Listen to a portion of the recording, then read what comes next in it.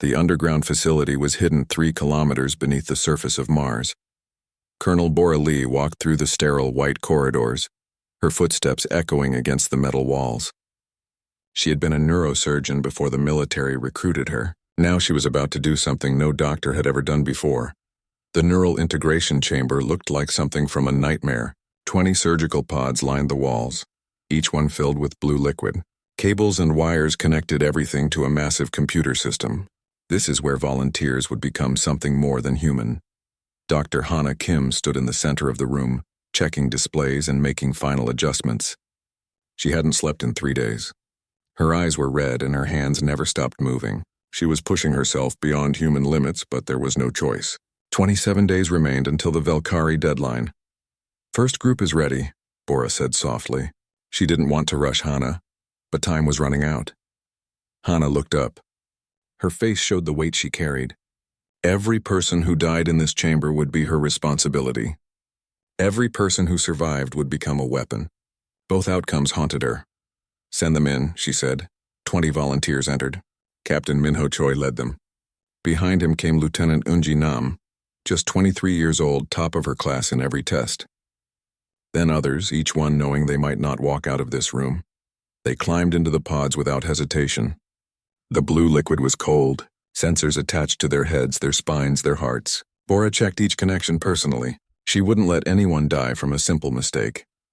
This will hurt, Hana announced over the speakers. Your brain will be connected directly to quantum processors. New neural pathways will form. Some of your neurons will be replaced with quantum entangled cells. The pain will be extreme, but you must stay conscious. If you fall unconscious during the procedure, your mind will be lost forever. Minho gave a thumbs up from his pod. Others nodded. Their bravery was incredible. Hana initiated the sequence. The machines hummed to life. The blue liquid in each pod began to glow. Inside, the volunteers started screaming. Bora had performed thousands of surgeries. She had seen patients in terrible pain, but nothing compared to this. The volunteers thrashed in their pods. Blood vessels in their eyes burst. Some bit through their tongues. But they stayed conscious. Every single one fought through the agony. 6 hours passed. 6 hours of screaming and suffering. Then, one by one, the machines went quiet. The glow faded. The pods opened. 17 walked out. 3 didn't move. Bora rushed to check them. 2 had suffered complete neural collapse. Their hearts still beat, but their minds were gone. The 3rd had died from brain hemorrhage, 15% casualties. Exactly as predicted. But predictions don't make death easier to accept. Minho stood on shaky legs. His eyes glowed faintly blue now. He looked at his hands as if seeing them for the first time. I can feel it, he whispered. I can feel the quantum field. It's like I'm connected to everything. Lieutenant Eunji Nam walked over to a computer terminal. She didn't touch it. Instead, she just stared at the screen. The computer suddenly activated. Programs opened. Data flowed. She was controlling it with her mind. Synchronization rate 98.7%, a technician announced, staring at his display in disbelief. That's impossible. The theoretical maximum is 95%. Eunji looked at her hands. Blue light danced between her fingers. I can feel 12 different consciousness bombs. I can control them all at once. Meanwhile, on Earth, engineer Daeho Yoon was working on something equally revolutionary. At 55, he was a legend in propulsion technology. But what he created in his secret laboratory would change space travel forever. The singularity drive looked simple, a black sphere the size of a basketball.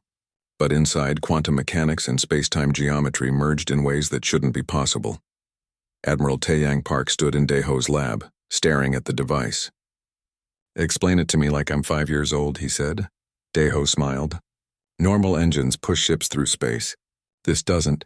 It makes the ship exist in multiple quantum states simultaneously. To an enemy, the ship appears and disappears randomly. They can't target what they can't pin down. And because we're not actually moving through space, we're not limited by speed of light. How fast? Taeyang asked. From Earth to Neptune in 8 minutes. Taeyang nearly dropped his coffee for the 2nd time that week. That's impossible. It takes our fastest ship 6 days. It was impossible, Daeho corrected. Until now. I've installed these in 2,000 ships. They're hidden in quantum phase right now. The Valkyrie can't see them. They think we only have our conventional fleet. Over the next 20 days, the transformation of humanity accelerated. 2,000 pilots completed neural integration. The casualty rate stayed at 15%. 300 people died or lost their minds. But 1,700 emerged as humanity's new weapon. The training was intense. The neural core, as they became known, learned to sync their consciousness with the weapons. They practiced until they could activate a consciousness bomb with just a thought, until they could control multiple devices simultaneously, until their minds and the technology became one. Lieutenant Yunji remained the highest scorer. Her ability to control 12 devices at once was unmatched. Dr. Hana Kim studied her brain patterns obsessively, trying to understand what made her different, but some things couldn't be explained. Some humans just evolved differently. On day 25, the Velkari fleet began moving. War Sovereign Thaxus was done waiting. His scouts had been watching Earth. They reported strange activity, but nothing that seemed threatening. Just a primitive species scrambling around in panic. He ordered the fleet to advance to Jupiter's orbit. The message was clear. 5 more days, then the attack would begin. President Jian Xin watched the alien fleet move on her display. Beside her, Admiral Taeyang Park stood ready. Dr. Hana Kim was connected via video link from Mars. "Are we ready?" Jian asked. "The neural cores is ready," Hana confirmed. "All 1,700 pilots are synced and prepared. Consciousness bombs are loaded and armed. The fleet is positioned," Taeyang added. "Our conventional ships are in defensive formation. The quantum phase ships are scattered throughout the solar system, invisible and waiting." Jian nodded slowly. Everything humanity had worked for came down to this moment. 27 days of desperate preparation. 300 lives sacrificed. Billions of dollars spent. The survival of Earth depended on technology that had never been tested in real combat. "There's one thing we haven't discussed," Jian said quietly. "After we use these weapons, there's no going back. We'll have crossed a line. We'll have created weapons that destroy minds. The moral weight of that will stay with us forever." Hana's face on the screen showed deep sadness. "I know, Madam President. I think about it every second. But the alternative is slavery or extinction. History will judge us. But at least there will be a history." Captain Minho Choi and his squadron gathered in their ready room. 1,700 pilots and 2,000 ships. Each pilot had said goodbye to their families. Each one had written letters to be delivered if they didn't survive. Each one understood they were about to change warfare forever. Lieutenant Yunji sat alone in her cockpit. Her ship was small, sleek, and invisible to conventional sensors. The consciousness bombs were connected directly to her neural implants. She could feel them waiting like extensions of her own thoughts. She thought about her mother back on Earth, about her little brother who wanted to be a pilot like her, about the life she might never return to. Then she cleared her mind. Fear was useless now. There was only the mission. On day 28, the Velkari sent another message. War Sovereign Thaxus appeared on every screen across human space. "Your time is ending. We see your tiny fleet. We see your desperate preparations. It means nothing. In 2 days you will kneel or you will die. Choose wisely." President Jian Xin recorded her own message. It was broadcast to every human in the solar system. To every colony, every ship, every station, people of Earth. In 2 days we face an enemy who believes we are weak, who thinks we will surrender. They have conquered 47 civilizations. They believe we will be the 48th. But they don't understand humans. We don't surrender. We don't give up, we fight. And when we fight with everything we have. Stay strong. Have faith. We will not fail. The message ended. Across Earth, people watched the sky. They prayed. They hoped. They waited. In the hidden facility on Mars, Dr. Hana Kim ran final tests on the consciousness bombs. Every single one checked out. The success rate in simulations was 99.2%. But simulations weren't real combat. Colonel Bora Lee checked the medical status of every neural core pilot. They were all healthy. All ready, but she added extra medical ships to the fleet anyway, just in case. Engineer Daeho Yoon monitored the singularity drives. All 2,000 were functioning perfectly. The ship sat in quantum phase space waiting for the signal to materialize. Day 29 arrived. The Velkari fleet moved to Neptune's orbit. 12,000 warships arranged in attack formation. Their weapons powered up. Their shields activated. They were ready to destroy Earth's fleet in minutes. Admiral Taeyang Park ordered Earth's conventional fleet forward. 340 ships moved into defensive positions. They looked so small the space around Neptune looked peaceful. Stars shined against the black void. The ice giant planet rotated slowly, unaware of the violence about to erupt near its orbit. Then the Velkari opened fire. 12,000 warships unleashed their weapons simultaneously. Energy beams bright enough to blind crossed space at light speed. Missiles by the millions launched from their bays. The vacuum of space lit up like a star-going supernova. Earth's conventional fleet responded. 340 ships fired back, their weapons tiny compared to the Velkari arsenal. But they fought with precision and courage. Every captain knew their job was to buy time and look convincing. Admiral Taeyang Park watched from the Sol Spire command center. His fleet was taking heavy damage. Ships exploded in balls of fire, escape pods launched from dying vessels. The casualties mounted quickly. 89 ships lost, an officer reported. His voice shook. "We can't hold this position much longer." "Begin retreat toward Jupiter," Taeyang ordered. "Make it look desperate. Make them think they're winning." The surviving Earth ships turned and ran. The Velkari fleet pursued, confident in their victory. War Sovereign Thaxus smiled on his flagship bridge. 47 minutes of combat. The humans were breaking exactly as expected. "Foolish creatures," he said to his officers. "They should have surrendered. Now they die like all the others who resisted." His tactical officer suddenly looked up from his display.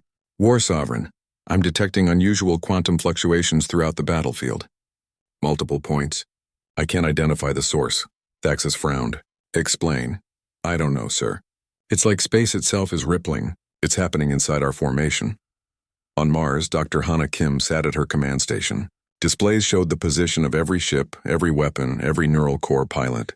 Her finger hovered over a single button. The weight of what came next pressed down on her like a mountain. President Ji Yanshin's voice came through her earpiece. "Dr. Kim, you are authorized." "Do it." Hana took a deep breath. Then she pressed the button and spoke 3 words. "Neural Protocol Omega." Throughout the solar system, 2,000 ships materialized from quantum phase space. They appeared inside the Velkari formation between the massive warships above them, below them. Places where nothing should be. The Velkari fleet panicked. Alarms screamed across 12,000 bridges.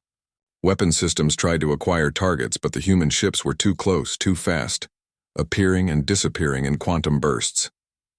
Captain Minho Choi sat in his cockpit, his enhanced eyes glowing blue. His mind was connected to his ship, to his weapons, to 12 consciousness bombs. Around him, 1,700 other neural core pilots did the same. "All units," he transmitted. "Release on my mark, 3, 2, 1, mark." 2,000 consciousness bombs activated simultaneously. They didn't explode. They didn't make sound. They simply pulsed. An invisible wave of quantum energy rippled outward from each weapon. On the Velkari ships, the effect was immediate and horrifying. Crew members suddenly stopped moving. Their eyes went blank. Some collapsed. Others stood frozen. Their mouths opened in silent screams. War Sovereign Thaxus watched his tactical officer fall from his chair. Around the bridge, every single crew member dropped. Thaxus tried to speak, but his own mind was fracturing. He could feel his thoughts unraveling, consciousness dissolving like sand in water. 6,000 Velkari warships went dark. Their engines still ran. Their life support still functioned. But every intelligent being aboard them was gone. Not dead. Worse. Their neural patterns had been completely scrambled. They were alive, but their minds were destroyed. The remaining 6,000 Velkari ships tried to respond. Automated systems took over. Weapons fired blindly, but the neural core ships were too fast. They phased in and out of normal space, impossible to target. Lieutenant Yunji Nam piloted her ship through the chaos. Her synchronization rate of 98.7% meant she could do things other pilots couldn't. She controlled 12 consciousness bombs simultaneously, targeting multiple ships with each one. "Second wave," she announced calmly. Firing, another pulse of quantum energy. 4,000 more Velkari ships fell silent. Their crews joined the mindless masses already drifting in their vessels. The most powerful armada in known space was being destroyed without a single hull breach. Admiral Taeyang Park watched the battle unfold on his displays. He had seen combat before. He had watched ships explode and people die. But this was different. This was surgical. precise and somehow more terrible than any conventional warfare. 10,000 enemy ships neutralized, his tactical officer reported. His voice was filled with awe and horror. 2,000 still active. They're breaking formation, attempting to retreat. All ships, Taeyang transmitted to the neural core. Pursuit authorized. Don't let them escape to FTL distance. The human fleet gave chase. The Velkari ships ran desperately toward the outer solar system, where they could safely jump to faster-than-light travel. Their engines pushed to maximum. Behind them, 2,000 ghost ships phased in and out of reality. Minho's squadron caught a group of fleeing Velkari cruisers. His fingers danced across his neural interface. Consciousness bombs locked on. He felt sick to his stomach. These ships were running. They weren't fighting anymore, but orders were orders. Fire, he whispered. 20 more Velkari ships went dark. 20 more crews reduced to empty shells. Yunji pushed her ship harder than the others. She caught up to the fastest Velkari vessels. Her enhanced mind calculated trajectories and weapon spreads faster than any computer. She released all 12 bombs in a precise pattern. 144 ships neutralized in a single strike. The galaxy had never seen anything like her. She was humanity's ultimate weapon, and she was just getting started. But some Velkari ships were too far ahead. 2,000 vessels made it to safe distance. Their FTL drives engaged. Space rippled as they jumped away, running back to their empire in shame and terror. Silence fell across the battlefield. The fighting was over. From first shot to last took exactly 14 minutes. The Battle of Outer Neptune was complete. Dr. Hana Kim stared at her displays in shock. The consciousness bombs had worked even better than simulations predicted. 99.8% effectiveness. 10,000 Velkari warships neutralized. 4.3 million crew members neurologically destroyed. She had created the most effective weapon in galactic history, and she hated herself for it. President Jian Shin sat in her office looking at the casualty reports. 89 Earthships destroyed. 12,000 human lives lost in the conventional battle. But Earth had survived. Humanity would continue. She opened a channel to the entire solar system. Her face appeared on every screen. People of Earth, we have won. The Velkari Armada is defeated. We have proven that humanity will not surrender, will not become slaves. We fought with weapons the galaxy has never seen. We won using our greatest strength, human consciousness itself. Today we secured our future. Today, we showed the universe that Earth is not prey. Celebrations erupted across every human settlement. In Seoul, millions poured into the streets. On Mars colonies, people hugged and cried with relief. Throughout space stations and mining outposts, the news spread. Earth had survived. But in the quiet of his ship, Captain Minho Choi sat alone. His hand still shook. He had destroyed hundreds of enemy mines with just a thought. He had done his duty. He had saved his world. But the weight of what he had done would never leave him. Lieutenant Yunji floated in zero gravity, staring at her glowing hands. She was the most effective killer humanity had ever created. 144 ships in a single strike. She had saved countless lives and destroyed countless others. Admiral Taeyang Park gave orders to secure the battlefield. The 10,000 dead Velkari ships needed to be investigated. Their crews needed medical attention, even though nothing could be done for them. Their minds were gone forever, or were they? Dr. Hana Kim had another secret, something she had only told President Shin. For every weapon, she had developed a counter. For every neural destruction, a possibility of restoration. The consciousness bombs could be reversed? Maybe, but that would come later. For now, Earth celebrated its impossible victory. A victory won in 14 minutes. A victory that used weapons so terrible, so effective, that the galaxy would never be the same. Meanwhile, the 2,000 surviving Velkari ships jumped back into normal space near their empire's capital. The crews transmitted their reports. War Sovereign Thaxus was gone, his mind destroyed. 10,000 ships lost. 4.3 million personnel neutralized. The Velkari High Command listened in stunned silence. The Invincible Armada, the force that had conquered 47 civilizations, destroyed in 14 minutes by a species they had dismissed as primitive. Supreme Commander Rathix was appointed as the new military leader. He was younger than Thaxus, more cautious, more calculating. He studied the battle recordings over and over. The human weapons, the quantum phase ships, the consciousness bombs. They didn't just defeat us, he said quietly. They changed everything. Warfare will never be the same. Every civilization in the galaxy will want these weapons, or will fear them. He was right. Across the galaxy, quantum communication relays carried the news. Earth. The morning sky over Seoul looked normal. People walked to work, students headed to schools, and the streets buzzed with life. Nobody knew that everything was about to change forever. Admiral Taeyang Park stood in the command center of the Seoul Spire, the massive space station that floated above Earth. He was drinking his third coffee of the day when the alarm started screaming. Red lights flashed across every screen. His hands shook and the coffee spilled on his uniform. "Sir, we have contacts," Lieutenant Wu Jinhan said from his station. His voice cracked with fear. "Massive contacts." At the edge of the solar system, Taeyang rushed to the main display. What he saw made his heart stop. 12,000 ships. Each one was the size of a small city. They appeared from nowhere, lined up in perfect formation near Neptune. The display showed their power signatures, and the numbers were terrifying. "Get me President Shin." "Now," Taeyang ordered. Within minutes, President Jian Shin appeared on the screen. She was in her office, and behind her, the Earth looked peaceful and blue. She looked calm, but Taeyang knew her well enough to see the fear in her eyes. "How bad is it?" she asked. 12,000 warships, Madam President. We've never seen anything like this. Our entire fleet is 340 ships. We're outnumbered 35 to 1. Before Jian could respond, every screen in the command center switched to the same image. A creature appeared. It had 4 arms, purple skin, and eyes that glowed like fire. When it spoke, the translation computers struggled to keep up. "I am War Sovereign Thaxus of the Velkari Empire. Your species is young and weak. You have 30 of your Earth days to surrender. Become our vassals, work for us, and we will let you live. Refuse, and we will turn your planet into dust. We have conquered 47 civilizations. You will be the 48th.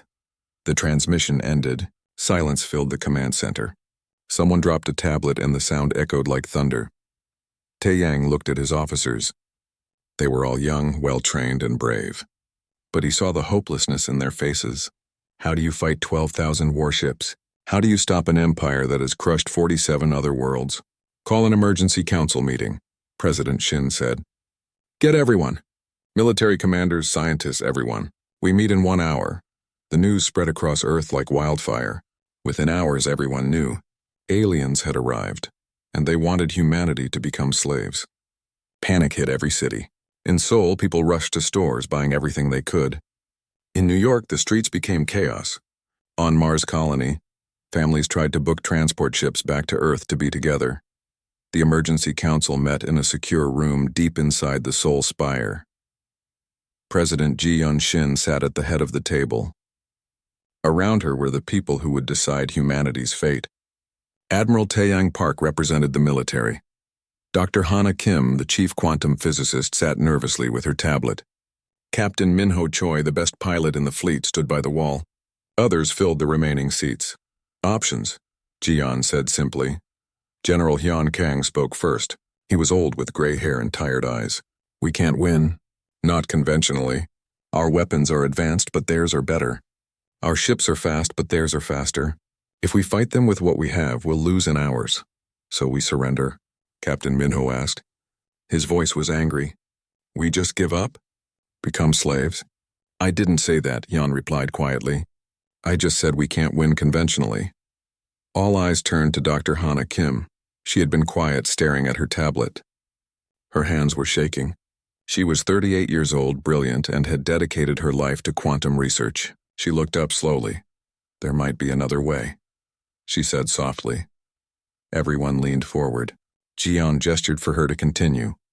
Hana stood up and activated the holographic display in the center of the table. Complex equations and diagrams appeared, floating in the air. Most people in the room didn't understand any of it.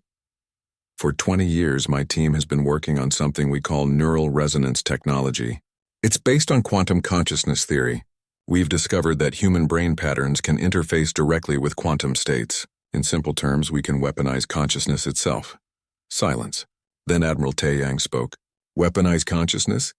What does that mean?" Hana took a deep breath. "We've created devices that don't destroy ships or kill bodies. They destroy minds. They unravel the neural patterns of any intelligent being. The body stays alive, but the mind, it just falls apart. We've tested it in simulations. It works on human brain patterns. If alien brains are similar enough, it should work on them too. The room erupted. People started talking all at once. Some were excited. Others were horrified. Ambassador Suman Park, who handled diplomatic relations, stood up. You're talking about destroying minds. That's worse than killing. You're talking about leaving them alive but destroying who they are. That's horrible. Yes, Hana said quietly. It is horrible. But they're offering us slavery or death. I'm offering us survival. President Jiyeon held up her hand. Everyone went quiet. She looked at Hana directly. Has this ever been tested in real combat? No, Madam President. Only simulations. How long would it take to deploy? We have the devices ready. But we need pilots. Special pilots who can link their minds to the weapon systems. The neural integration surgery is dangerous. Some won't survive it. And we need at least 2,000 volunteers. Captain Minho Choi stepped forward. I volunteer. You understand the risks? Jiyeon asked. You might not survive the surgery. Minho nodded. I'd rather die trying to save Earth than live as a slave. President Jiyeon stood up. She walked to the window and looked down at Earth. The planet looked so peaceful from up here, so beautiful. She thought about her daughter who was studying medicine in Busan. She thought about all the children on Earth who deserved a future. She turned back to face the council. Her decision would affect billions of lives. If she chose wrong, humanity would end. We have 30 days, she said firmly. We use them. Dr. Kim, you have authorization to activate the Neural Resonance Project. Full resources. Whatever you need. Admiral Park, prepare the fleet for unconventional warfare. Captain Choi, start recruiting volunteers. Make sure they understand the risks. She paused, then spoke the words that would define humanity's response. Earth will not surrender. If they want our planet, they'll have to face something they've never encountered before. They think they know humans because we're young and small. They're about to learn that humans are dangerous in ways they can't imagine. The council dispersed. People rushed to their tasks. The countdown had begun. 30 days to prepare for the impossible. 30 days to turn humanity's last desperate idea into their only hope for survival. That night, recruitment centers opened across Earth and every colony. The message was simple and honest. Volunteers needed for dangerous neural surgery. 15% would not survive. The rest would become something new, something humanity had never created before. By morning, over 50,000 people had volunteered. They came from every nation, every background. Students, soldiers, teachers, engineers, all willing to risk everything for a chance to save their world. In orbit around Neptune, the Velkari fleet waited. War Sovereign Thaxus watched Earth through his scanners. The humans weren't running. They weren't building massive defenses. They were doing something he didn't understand. He made a note to investigate further, but he wasn't worried. 47 civilizations had tried to resist. All 47 had failed. These humans would be no different. He was very, very wrong. The captured Velkari warship floated dead in space. Medical teams from Earth boarded it carefully, wearing full protective gear. They didn't know what they would find inside. Dr. Jinwoo Seo led the team. He was a xenopsychologist, one of the few humans who specialized in alien neurology. At 39 years old, he had studied theoretical alien brains his entire career. Now he would see the real thing. The corridors were silent. Emergency lights cast red shadows. They found the first Velkari crew member slumped against a wall. The alien was still breathing. Its forearms hung limp. Its eyes stared at nothing. Jinwoo scanned the creature's brain with his medical equipment. The readings made him feel sick. The brain was intact physically. Every neuron was alive, but the patterns were chaos. No coherent thoughts, no memories, no personality. Just random electrical noise. It's aware, he said quietly into his comm. The consciousness bomb didn't kill it. It's still conscious. But there's no organization to its thoughts. It's experiencing pure chaos. Imagine being trapped in a nightmare where nothing makes sense forever. The medical team found 400 Velkari on that ship, all the same. Alive but lost. Their minds scrambled beyond recognition. Dr. Hana Kim's weapon had done exactly what it was designed to do. The ethical implications hit Earth like a tsunami. News networks showed footage of the Velkari crews. Philosophers debated on every channel.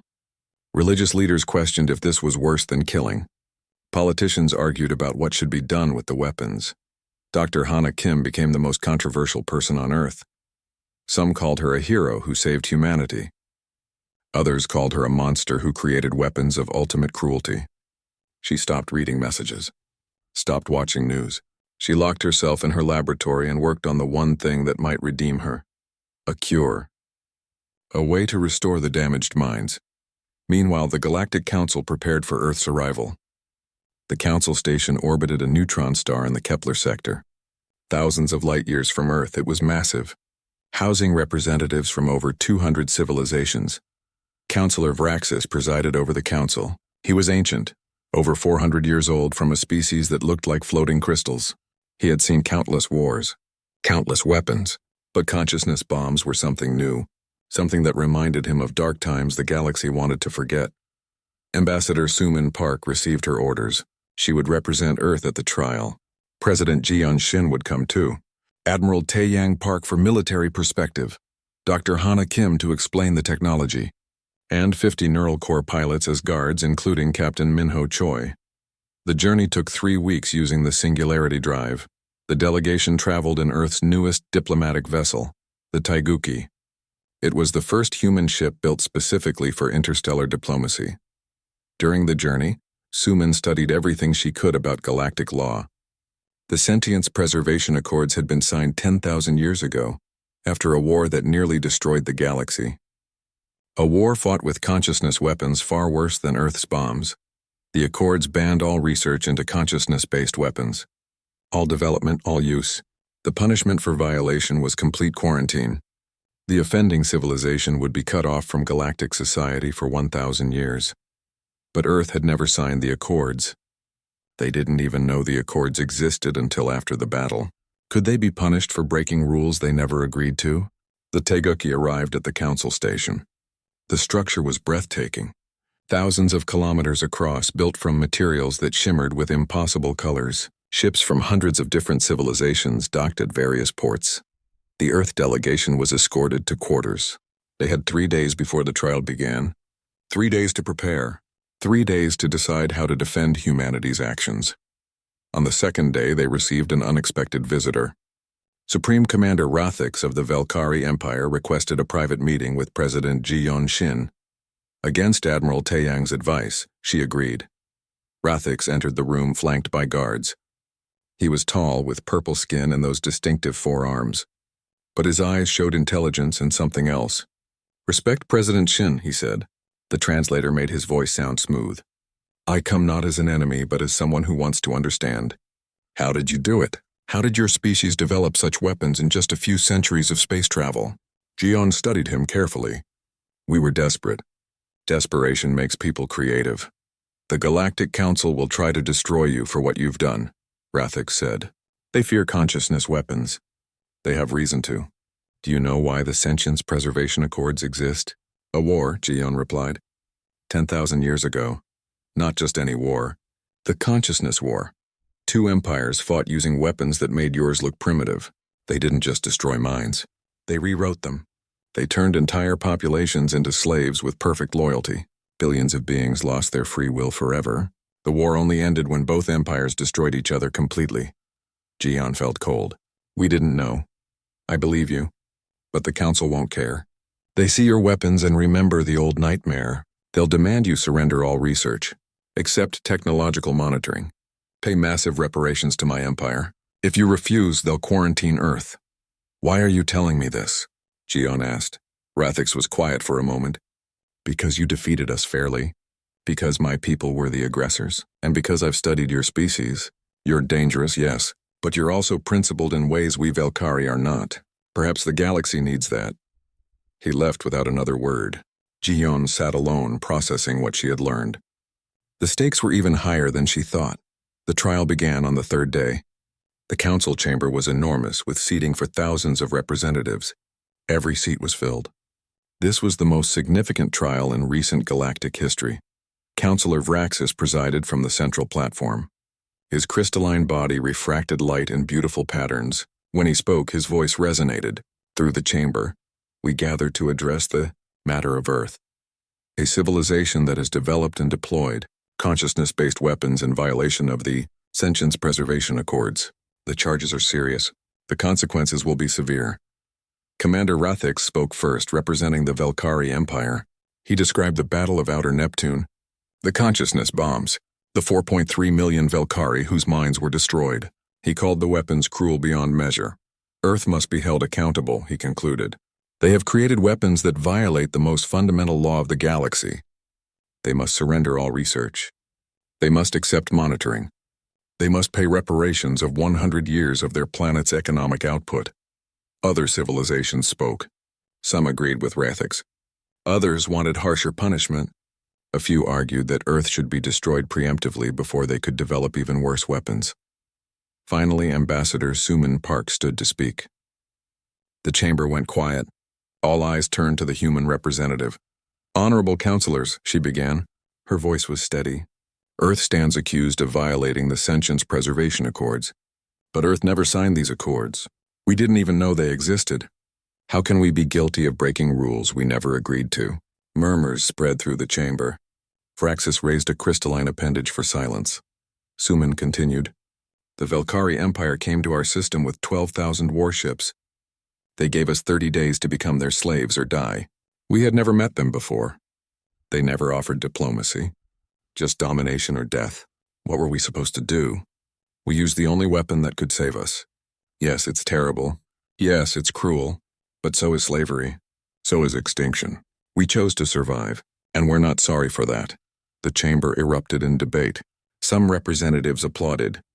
Others shouted in anger. Vraxis called for order repeatedly. Then Dr. Hana Kim stood.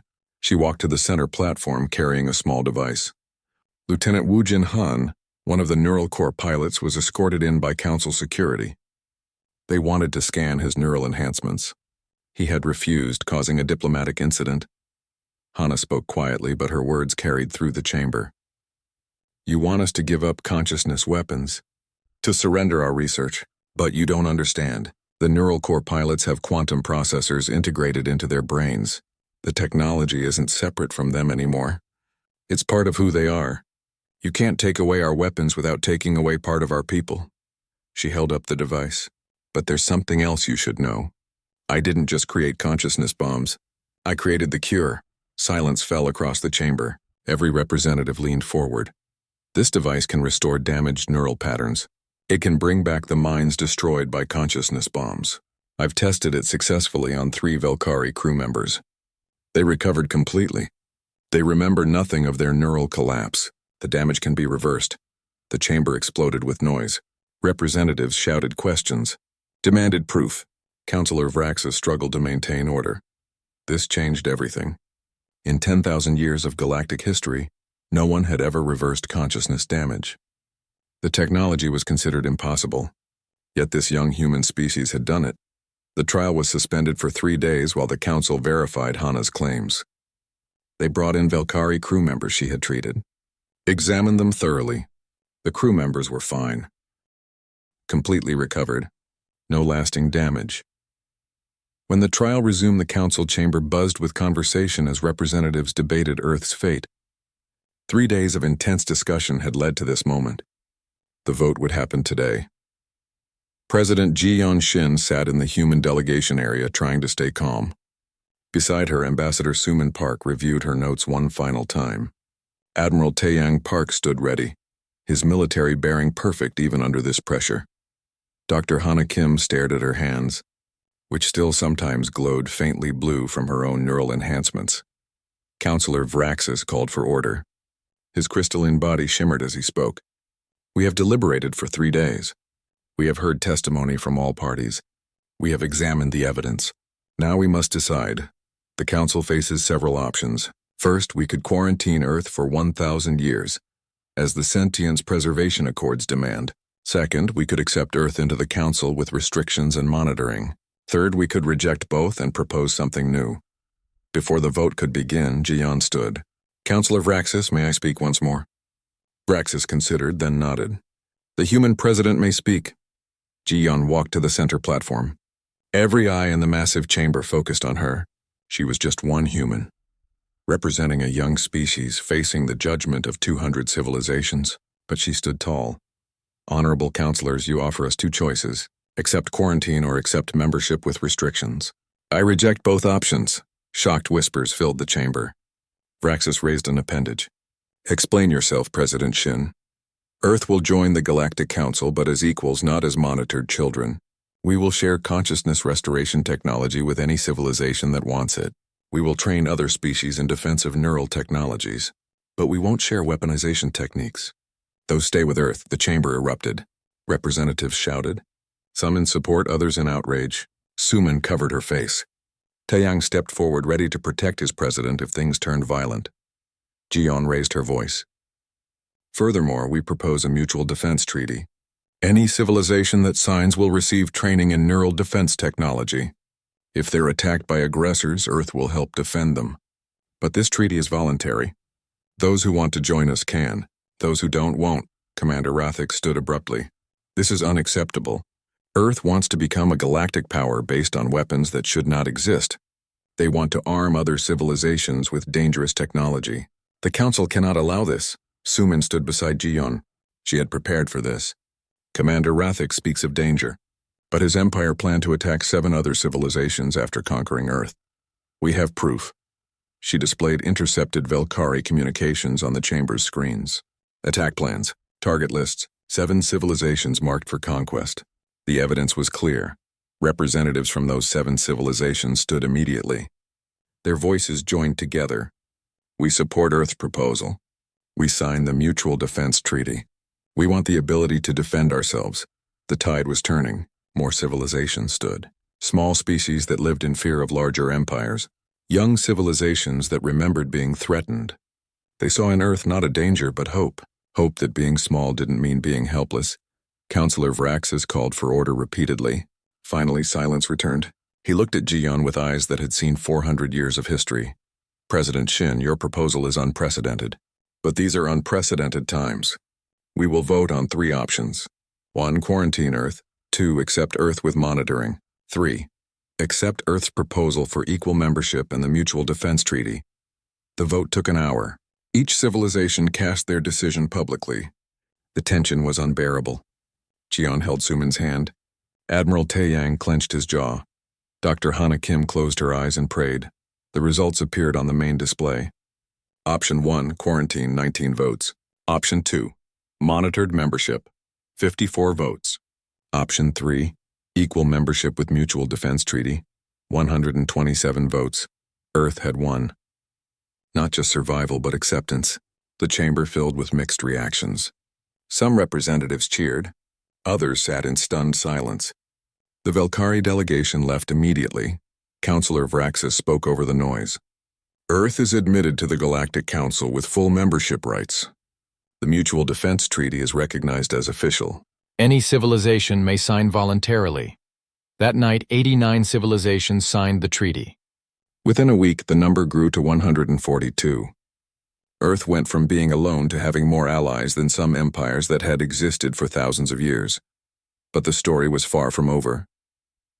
Dr. Hana Kim made an announcement that shocked even her own government. She was destroying all weaponization research. The consciousness bombs would remain, but no further development would happen. Instead, she would focus entirely on restoration technology and share it freely with the galaxy. I created these weapons to save Earth, she said in a public broadcast. We're saved now. I won't create more ways to destroy minds. Instead, I'll create more ways to heal them. That's how I want humanity to be remembered. Her decision was controversial on Earth. Some called her a fool for giving away their advantage, but President Jiyeon Shin supported her completely. Dr. Kim is right. We won through strength. Now we'll lead through compassion. 2 weeks after the trial, something unexpected happened. Commander Rathik sent a private message to Admiral Taeyang Park. The Velkari Empire was in crisis. Their 47 vassal civilizations had learned that resistance was possible. Rebellions broke out across Velkari space. Rathix made an unusual request. He asked for Earth's help. Not military help, but guidance. The Velkari were warriors, not governors. They needed to learn a different way. After much debate, Earth agreed to send advisors. But first, they would send something else. a humanitarian mission to restore the Valkyrie crews damaged in the battle. Captain Minho Choi led the mission. 1,700 Neural Corps volunteers went with him, carrying consciousness restoration equipment. They spent 6 months in Valkyrie space, treating the 4.3 million affected crew members one by one. The mission was documented by Galactic Media. The galaxy watched as humans returned to help the very people who had tried to enslave them. It was the most powerful statement Earth could make. We can destroy, but we choose to heal. Lieutenant Yoonji Nam worked alongside Valkyrie medical staff. Her synchronization rate of 98.7% meant she could operate multiple restoration devices simultaneously. She personally treated over 15,000 patients. One of her patients was a young Valkyrie officer named Threnix. When his mind was restored, he looked at Yoonji with tears in his 4 eyes. "You destroyed my mind in battle. Now you've given it back." "Why?" Yoonji smiled sadly. "Because the war is over. Because you were following orders. Because everyone deserves a second chance." 6 months later, every affected Valkyrie had been treated. The mission was complete. Captain Minho and his volunteers returned to Earth as heroes. But they didn't feel like heroes. They felt like they had done what needed to be done. 1 year after the Battle of Outer Neptune, Earth hosted the first Neural Sciences Conference. 2,000 alien scientists attended. Dr. Hana Kim and engineer Dae-ho Yoon presented their latest research, not weapons but communication technology. They had developed quantum consciousness networks, technology that could allow instant communication across any distance by linking minds directly. It was the same science that powered the consciousness bombs, but used for connection instead of destruction. The implications were staggering. Every sapient being in the galaxy could be linked together. Thoughts could be shared instantly. Understanding would replace miscommunication. It was either the most wonderful or most terrifying technology ever created. "We're not implementing it yet," Hana explained. "The technology exists, but the ethical questions are enormous. We're opening this to galactic debate. Everyone should decide together if this is something we want." Meanwhile, the Mutual Defense Fleet took shape. 142 civilizations contributed ships. The Valkyrie surprisingly contributed the most. Their 12,000 warships that once threatened Earth were now being retrofitted with singularity drives and neural defense systems. Lieutenant Yoonji Nam was promoted to commander. She led the first mixed-species Neural Corps unit, with pilots from 20 different civilizations. Their mission was to patrol the outer territories, protecting young civilizations from pirates and warlords. She carried consciousness restoration devices in her ship, but she also carried 3 consciousness bombs hidden away, just in case. Some threats couldn't be reasoned with. Some dangers required the ultimate deterrent. 2 years after first contact, President Jeon Shin stood before the United Earth Assembly. She was older now. The stress of leading humanity through its most dangerous time had aged her, but she stood proud. 2 years ago, 12,000 warships appeared in our solar system. They came to make us slaves. They believed we were weak. They thought we would surrender. But humanity doesn't surrender. We fought back with weapons the galaxy had never seen. We won in 14 minutes, but the real victory came after. We chose healing over vengeance. We chose to share rather than hoard. We chose to build bridges instead of walls. Today, Earth is not just